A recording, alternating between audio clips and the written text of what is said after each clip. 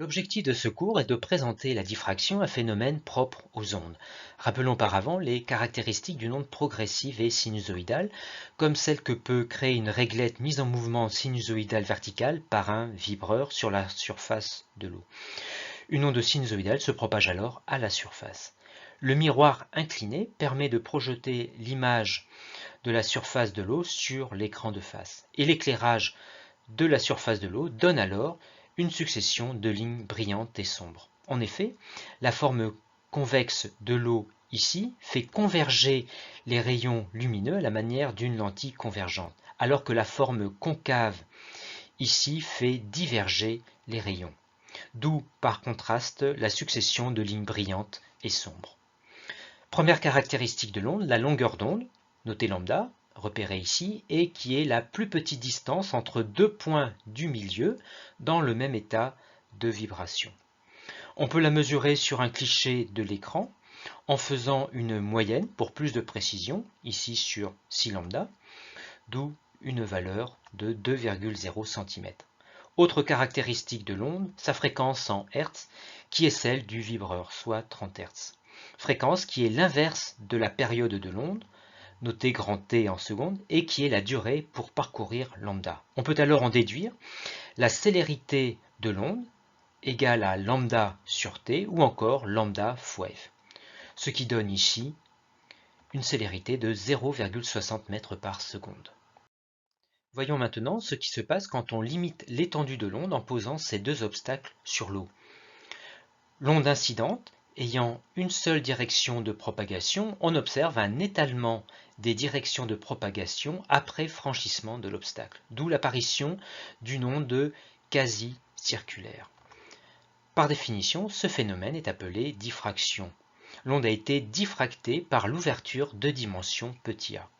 Un cliché de la surface montre que l'onde diffractée et l'onde incidente ont même longueur d'onde. D'autre part, on observe que dans certaines directions uniquement, la surface de l'eau paraît toujours floue, c'est-à-dire jamais brillante ni sombre. Cela signifie que l'eau dans ces directions reste presque au repos. On parle alors d'extinction de l'onde dans ces directions particulières. Et on s'intéressera dans toute la suite uniquement aux directions de la première extinction, c'est-à-dire les premières rencontrées en partant de la direction incidente. Cette première extinction est repérée par l'angle θ, appelé angle caractéristique de diffraction. Et comme on le verra dans la suite, cet angle est relié à la longueur d'onde et à la dimension petit a de l'ouverture. Pour finir ici, une remarque, si on réduit la dimension petit a de l'ouverture pour qu'elle soit du même ordre de grandeur que la longueur d'onde, l'onde devient alors vraiment circulaire, et donc une diffraction beaucoup plus visible, comme ici, avec une onde diffractée par l'ouverture entre ces deux rochers. Le phénomène de diffraction s'observe avec n'importe quelle onde, comme on va le voir avec les ondes lumineuses, et diffractée ici par une fente rectangulaire. Sur l'écran, une figure caractéristique, une tache centrale lumineuse, et de part et d'autre, des taches lumineuses secondaires. Et entre ces taches lumineuses, les extinctions d'ondes. Et ici, les premières extinctions. Repérées là encore par l'angle θ, est lié à la longueur d'onde du laser et à l'ouverture de la fente par la formule θ égale lambda sur a. θ étant ici en radians, formule valable pour un angle θ petit, ce qui sera toujours le cas dans nos expériences. Contrairement aux ondes à la surface de l'eau, la diffraction lumineuse reste bien visible, même jusqu'à une ouverture 100 fois plus grande que lambda.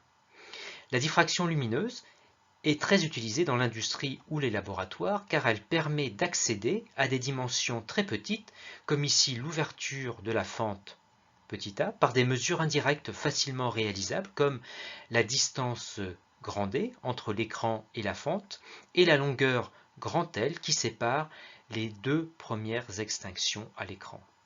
Prenons l'exemple d'un cheveu dont on veut déterminer le diamètre. Retenons que la diffraction donnée par une fente ou un fil de même dimension est identique. En remplaçant la fente par le cheveu, on observe bien une figure analogue et on y mesure une longueur grand L entre les deux premières extinctions de 3,2 cm. Il nous reste maintenant à établir une relation entre les longueurs connues ici et le diamètre du cheveu petit a. Pour cela, on revient sur la figure et on fait apparaître un triangle rectangle grâce à ce pointillé. Il y a en fait deux triangles rectangles ici identiques et contigus. L sur 2 est la longueur du côté opposé au triangle rectangle et grand D est la longueur du côté adjacent à l'angle θ. Tangente θ est donc égale à L sur 2 divisé par grand D, soit L sur 2D. Or, comme on l'a dit avant, l'angle θ est petit en radian, on peut alors faire l'approximation tangente θ égale θ, d'où θ est égal à L sur 2D. D'autre part, θ est égal à lambda sur A. On en déduit donc que L sur 2D est égal à lambda sur A. On isole alors petit a qui est égal à 2D lambda sur grand L. On fait l'application numérique dans l'exemple du cheveu.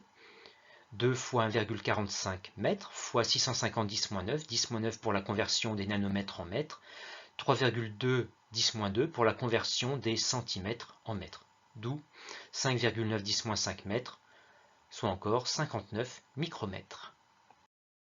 Remplaçons maintenant la fente rectangulaire par une ouverture circulaire de diamètre petit a. Là encore, une figure de diffraction caractéristique, une tache lumineuse principale au centre et autour la tache lumineuse secondaire. Et ici, la première extinction repérée là encore par l'angle θ égale maintenant à 1,22 lambda sur A dû à la géométrie circulaire.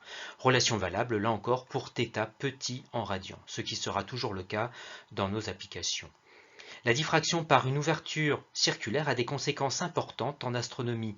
En effet, une lunette astronomique ou un télescope sont des tubes cylindriques d'un certain diamètre, qui collectent la lumière issue d'astres lointains. Et lorsque cette lumière rentre dans l'appareil, elle subit une diffraction à la manière du laser diffracté par l'ouverture circulaire. Ainsi, l'image d'une étoile située à une distance grand D de l'appareil sera donc non pas un point, mais une tache.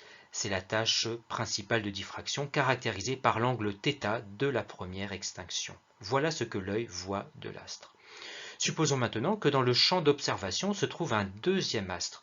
Lui aussi donnera une tache lumineuse de diffraction et dans notre situation, le chevauchement des tâches n'est pas satisfaisant. Ceci s'explique car l'angle alpha entre les directions des deux astres et qu'on retrouve là dans le télescope est inférieur à θ.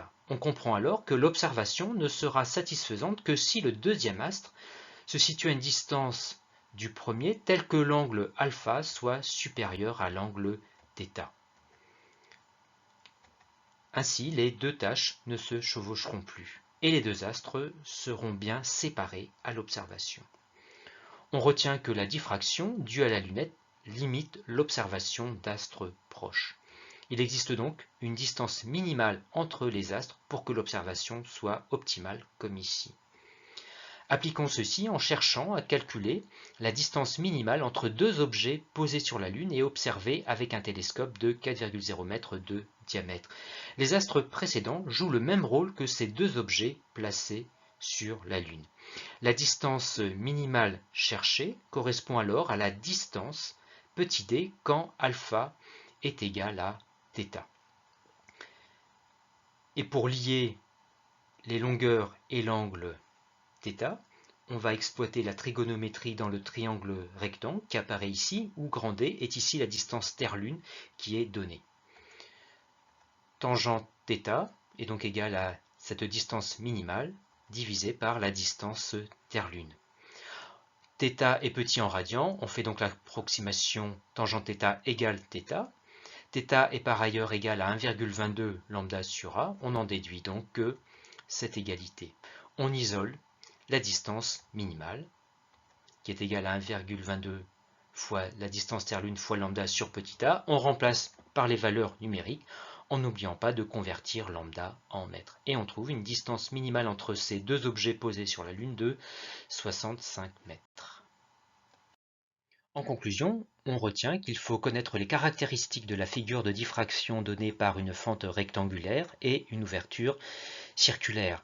Il faut également savoir exploiter les expressions des angles caractéristiques de diffraction, dans le cas de la fente rectangulaire pour calculer une largeur de fente ou le diamètre d'un objet fin, et dans le cas de l'ouverture circulaire, exploiter l'expression de l'angle caractéristique pour savoir si l'observation de deux astres proches est optimale.